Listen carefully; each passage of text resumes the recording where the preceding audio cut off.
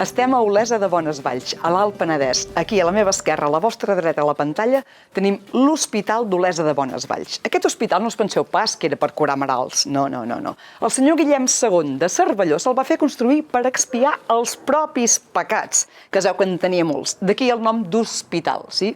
Potser per rehabilitar-te, per hostatjar i fer d'hospitalers els que hi haguessin aquí que havien de curar els pecats d'aquest senyor. Ara bé, la història que us volem explicar és la següent.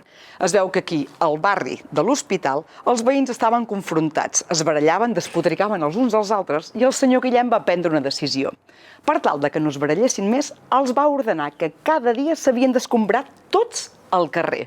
I com ho havien de fer? Amb escombres, esclar. Quina mena d'escombres? Escombres noves cada dia fetes de margalló. Això és una feinada, Què és el margalló?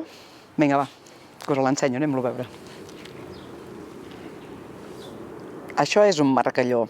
És de la família de les palmeres. Se'n diu palmera nana, també, o palmera d'escombres. Per què? Doncs perquè amb les seves fulles, totes emblanquinades amb sofre, s'aconseguia fer cabassos, estores, cistells i, òbviament, les escombres amb les quals la gent d'aquí a Olesa de Bonesvalls va haver d'escombrar cada dia, amb palmes de margalló noves, tots els seus carrers. Diuen que la gent d'Olesa van haver de fer cas al seu senyor i que a base de fer-se les escombres, anar a buscar el margalló, d'ensofrar-les per emblanquinar-les i escombrar cada dia els carrers i deixar-los nets com una patena, van quedar tan esllomats i tan cansats que van deixar de barallar-se. Heus ací, això també és el Penedès.